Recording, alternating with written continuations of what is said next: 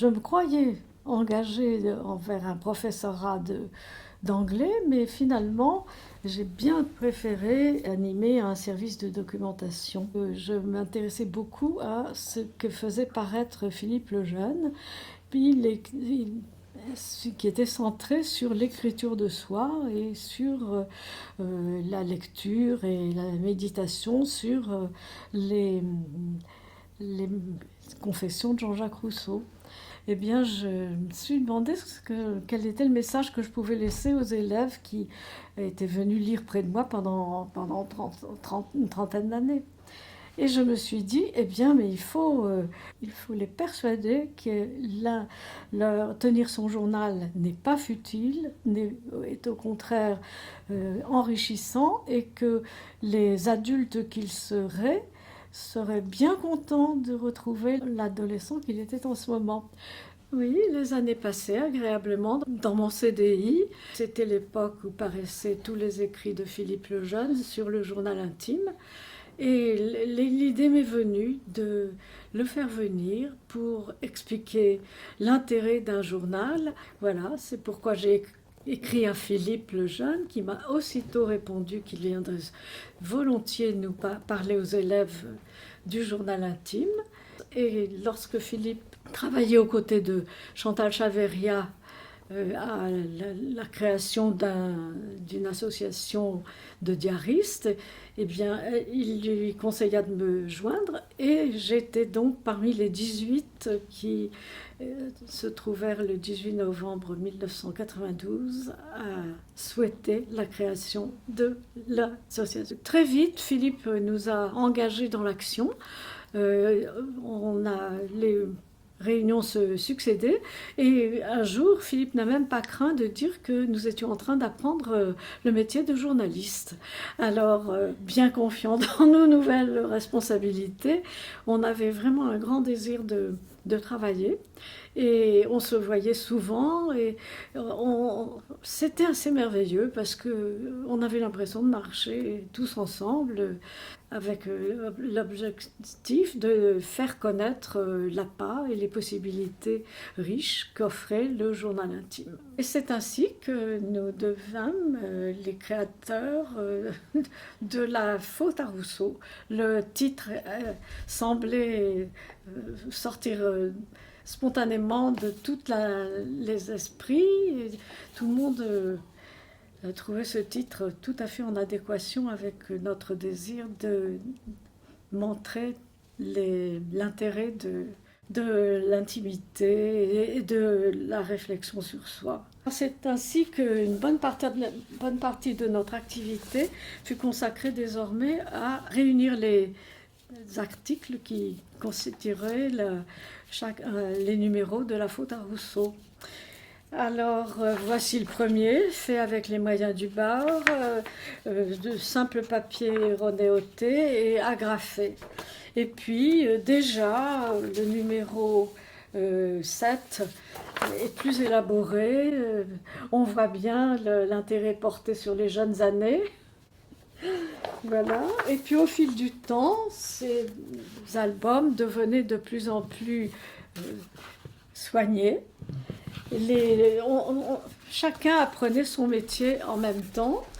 Le rire de soi, rire des autres. Oui, on était très intéressés par le rire. On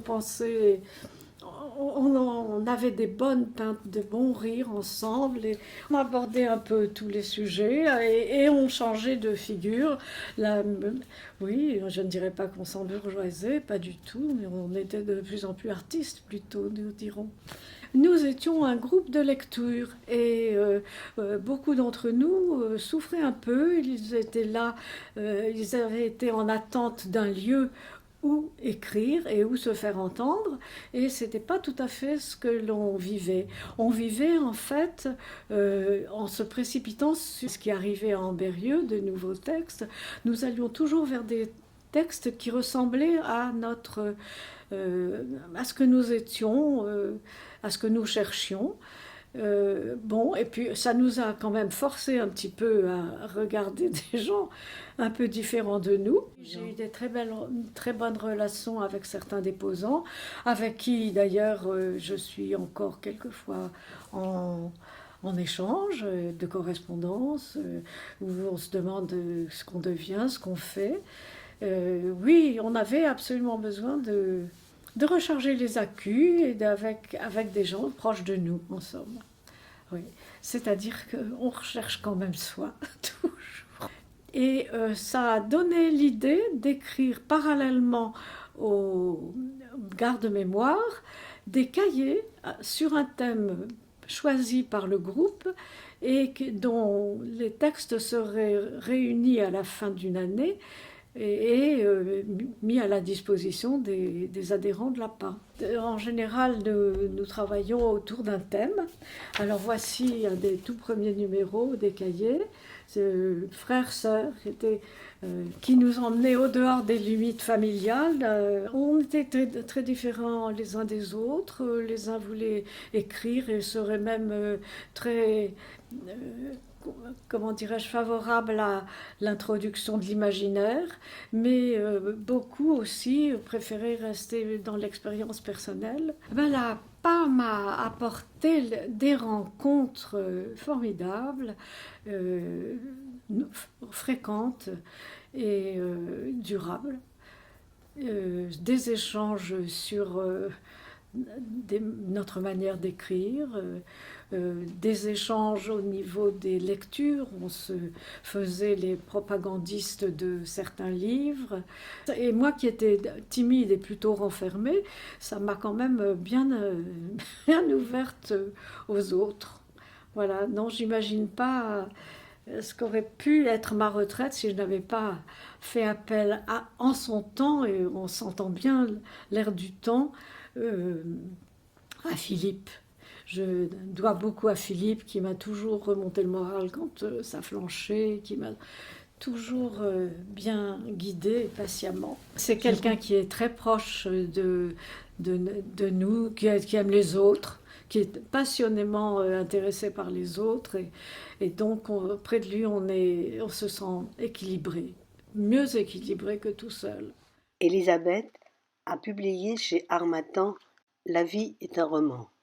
Elisabeth a déposé 3 textes à l'APA. Les amours aux amours ressemblent, un journal de Bab, enfance et légende de Bab. Ensuite, elle a retranscrit les journaux de sa tante Renée pour les déposer également. Ce sont les cahiers de ma tante. Elle les a écrits en 3 fois. D'abord, entre 16 ans et 20 ans. C'était le meilleur ami de son frère et elle lui vouait une passion telle qu'elle lui écrivait des lettres d'amour qu'elle se gardait bien d'envoyer, mais enfin qui existaient. Et un jour, Chounet, qui était très à l'aise chez mes grands-parents, arrive dans la cuisine où René préparait une blanquette et dit oh là là que ça sent bon. Et petite souris intelligente, René lui prépare une bouchée dans une petite soucoupe et la fait manger à Chounet, lequel s'approche d'elle et lui fait un baiser papillon. Un baiser papillon, qu'est-ce que c'est? Eh bien c'est quand on se penche assez près de la joue de la personne qu'on aime pour balayer sa joue d'un petit coup de cils. Alors, à la suite de cet événement bouleversant, René file dans sa chambre et va chercher dans son tiroir les lettres qu'elle écrivait à Chounet depuis le début de cet amour, c'est-à-dire en fait depuis le début des études de médecine de mon oncle Polo. Voilà. Et le lendemain, Chounet lui fait savoir qu'il a trouvé ses lettres très belles, très bien écrites, et l'invite à aller danser au bal de l'école de médecine le lendemain. C'était le 3 janvier. Et ce 3 janvier, c'est comme ça un anniversaire plein de souvenirs et plein d'élan amoureux. Et tous les ans, depuis ce jour, chaque année, René a une pensée pour Chounet et écrit des souvenirs qu'ils ont partagés. Voilà. Alors tout ce cahier regroupe la vie, les moments de vie intense de ma tante Renée. Et évidemment, seule la mort met fin à ce dialogue, puisque Chounet meurt bien avant, enfin 4 ans ou 5 ans avant René. René continuera à écrire un peu, mais elle n'attend plus rien de la vie, elle n'attend plus que la mort. Un beau jour, René, qui n'avait pas cherché à renouer davantage les relations, accepte l'idée de Chounet de se téléphoner plus souvent. Et désormais, ils inventent un dispositif selon lequel Chounet a l'initiative de la communication téléphonique. Ils parlent à bâton rompu tous les deux. Et puis, dès que le récepteur est posé, René court à son cahier et résume tout ce qu'ils viennent d'échanger. Voilà.